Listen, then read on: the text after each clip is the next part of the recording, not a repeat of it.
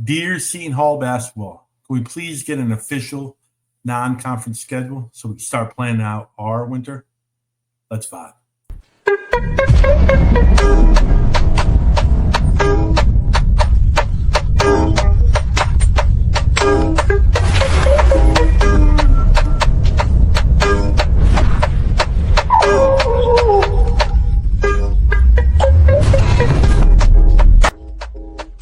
Welcome to the latest and greatest episode of Pirate Vibes, the only home for Seton Hall basketball all year round.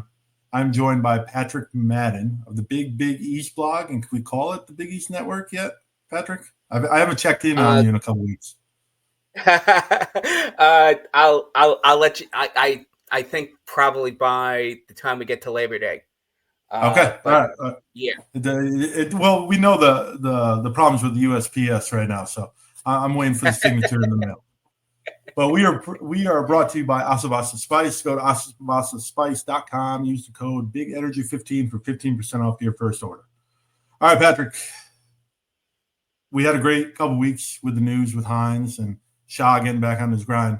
Now, as a typical impatient person following college basketball all year round, we're waiting for this non-conference schedule. We see all our opponents. We see all the other big schools releasing their schedule for the most part. What's the holdup? Before we break down the reported teams, what's the holdup with Seton Hall? Well, I mean, that's a good question. I think it's a combination of a series of things. First, I think that Coach Holloway's making a concerted effort to try to build the best schedule he can in terms of competitive teams. I mean, obviously, when you sign on to go to the Maui Invitational, you're obviously signing on to face some top-level competition, or what should be top-level competition, the players' era notwithstanding, which has unfortunately interfered with the quality of the field at the Maui Invitational. I think the other thing is that he wants to set up attractive games. Last year he played a very local-heavy schedule and claimed it was because he wanted to see a team that didn't play together have opportunities in the non-conference to get some winnable games under their belts. We sort of know how some of those games didn't work out. So I think this year, he's got a mix of the same type of formula, but I think he's sort of holding out to see if there's another, let's say, big-name school that would either like to set up a home and home, or he can get, like, for example, Missouri. I don't think I've seen Missouri's schedule. Seton Hall went out to Kansas City a couple of years ago in what was presumed to be a home and home arrangement. So now the question is he working on getting Dennis Gates and Missouri to make the return trip back east for sort of the second half of that home and home? I think that's one to keep an eye on. I know in the past, Seton Hall has tried to schedule Penn State, and there's a few other schools that, are out there who would fit that major thing. It's funny that you and I talked a little bit about this yesterday and earlier on today, and sometime this afternoon, there was an announcement that Seton Hall has scheduled 2 more non-conference games, even though they haven't given them dates yet, against rivals who we're familiar with. One is Wagner, coached by Pirate alum Donald Copeland. And the other is Monmouth, coached by North Carolina great King Rice. Seton Hall and Monmouth have played often during the King Rice era down with the Hawks. Both of those games presumably are going to be at the Prudential Center. Whereas when we look at the games that they've scheduled against Fairfield, which came out late last week, and Central Connecticut State, which came out during, I think it was the month of July, unfortunately, Seton Hall is going to have to play those 2 games in Walsh because of conflicts with the New Jersey Devils, and the New Jersey Devils having home games and Seton Hall having to play those games out at Walsh Gym, which is something which Coach Holloway isn't as bothered about as Kevin Willard was when he was the coach. Willard was famous, and everyone knows Willard was famous for bemoaning the fact that he had to play home games at Walsh. I think it was because it was a smaller building. I think it was because I don't think he liked the idea of playing where he practiced, whereas Holloway, and of course, Holloway doesn't practice there now. Yeah. Now he has most of his practice over in the new the men's basketball practice facility. So Walsh is nothing, which is not going to be quite as familiar when he plays those games against Fairfield and then Central Connecticut State. So it's definitely Fairfield, because I know Central Connecticut State's been kind of rumored, but you're feeling it's no, Fairfield? it's definitely Fairfield. Fairfield Frank reported it's on the 10th of November. Do you expect it to be? No. I think that's been confirmed. Okay. Because I forgot who confirmed it, but of course we've known what the New Jersey Devils schedule has been since the end of May, and unfortunately, I think the Devils are playing on. Let me see if I have this right. Based on the fact that when the Devils obviously have precedence over any type of scheduling. So the fact that the Devils that was November the 10th. Yes, the Devils are playing on a Monday night. The Devils are playing the Islanders. So, and Seton Hall's not going to play an afternoon game on a Monday. So unfortunately, that means that when you put the date, and that's part of the issue Seton Hall has scheduling its non-conference, that they basically have to accept available dates, as opposed to being, if they were playing, let's say if they were Xavier and they basically own the Cintas Center, Xavier can set whatever date they want because Xavier has no conflicts. Yep. Whenever Xavier says we're going to play this game on this date, the game's going to be played at Cintas. Seton Hall doesn't have that luxury. Yeah, definitely. I do know Seton Hall is playing Rutgers on the same day that the Devils are playing the noon game, I believe, on a Saturday, on the 13th. That is I'm correct. Pretty sure Carino reported that will be an evening game while the Devils play earlier on in the day. So the unique situation of that the rock-in double usage in one day with sports is great for the state of New Jersey. I know we didn't prep for this, but kind of looking behind enemy lines, what's your take on Rutgers? You're up there in Jersey. You're probably got a little bit Rutgers fans around you. What's your take on Rutgers so far? Because they couldn't make the playoff with two top 5 picks. Well, right. They couldn't make March Madness. So, where do they go from here? I mean, it's going to be interesting to find out. They do have a freshman that they love in. I've heard that story before. Guard, Lino Mark. Yep. Big fans of Lino Mark, who's they're hoping will eventually become the point guard.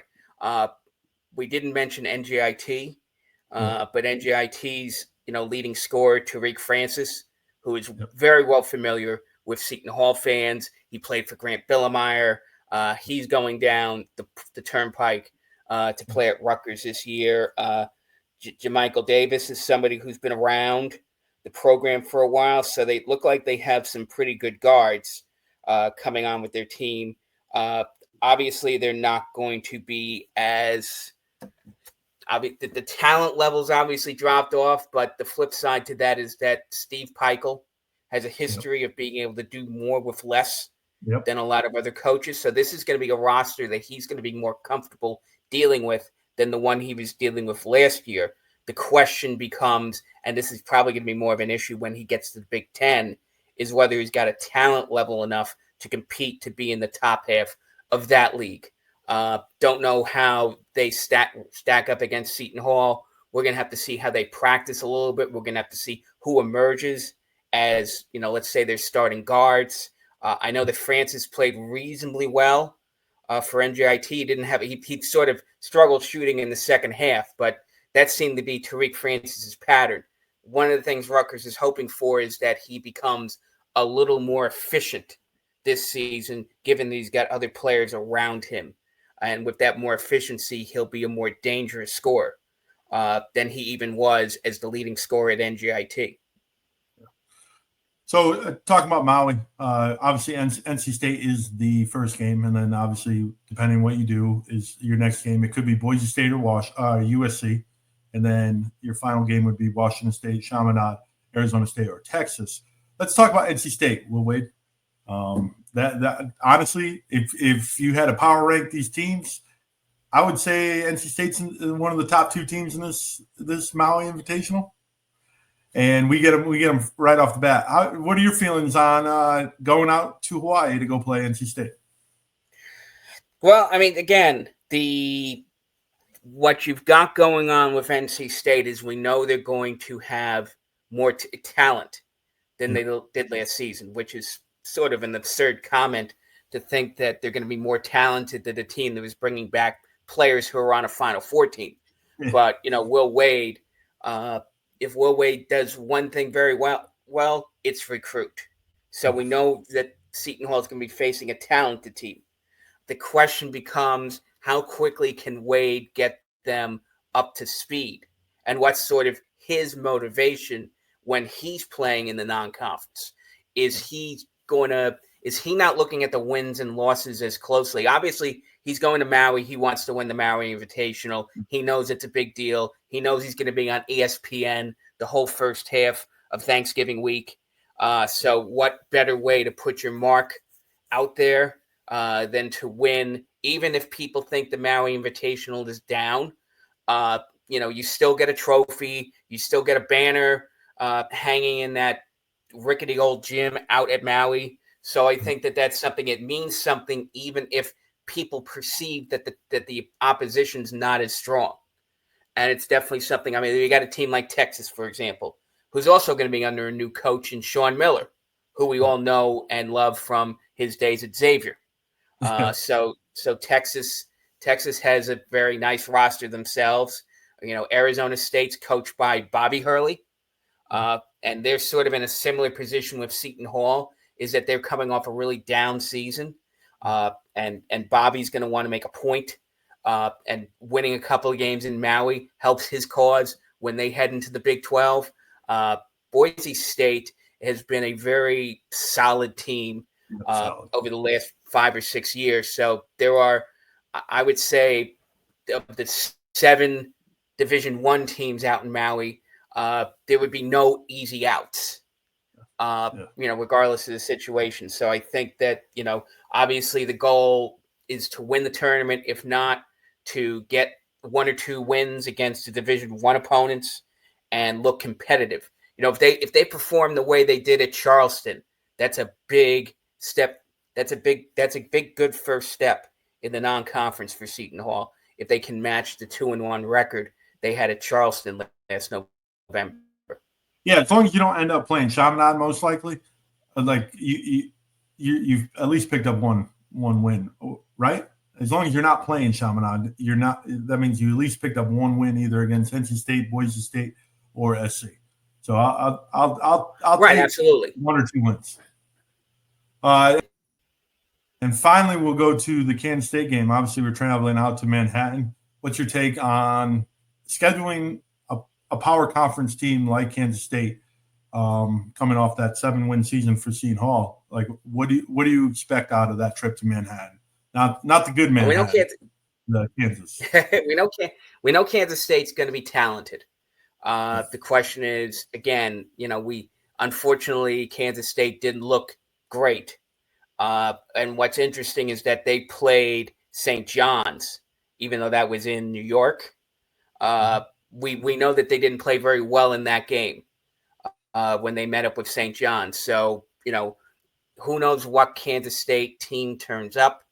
And we don't know what type of crowd's going to turn up for that game, because historically football schools like Kansas State sometimes don't get into the basketball fans don't get into their groove until football season is over. So if Kansas State, let's say, is playing in a big bowl game, the Big 12 football-wise is totally unpredictable.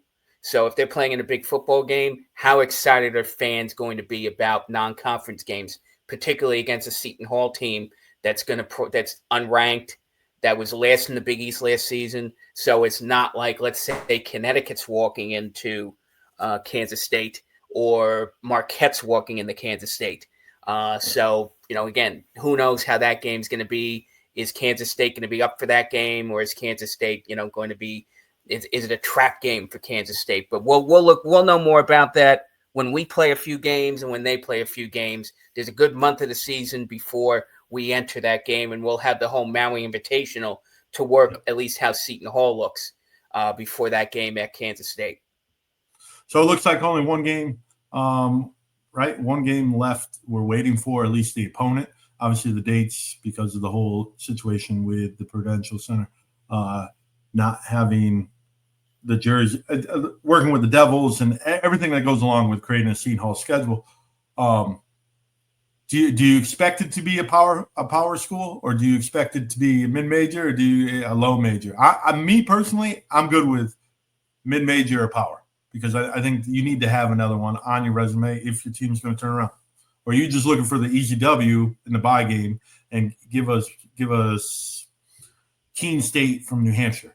I honestly think that I'm going to trust where Coach Holloway is going with the direction he wants to go with this.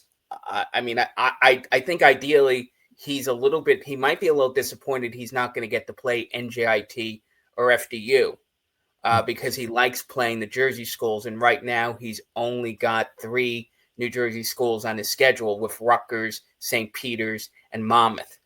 On the other hand, when you get an opportunity to play a power school like a Missouri or a Penn State or somebody of that caliber, you play that game, because particularly if the game's going to be in Newark, because you're going to get a bigger crowd for that game. See, right now, the Rutgers game is the only non-conference game that's going to draw a significant crowd.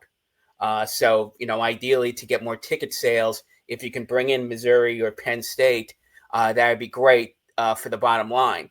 But again, who knows where things lie. The one thing I don't want to see is a Division II school. Unfortunately, that happened Holloway's first season. He had to play Liberty. He had to play Lincoln University. He played Lincoln University, which is a small Division II school out of Philadelphia.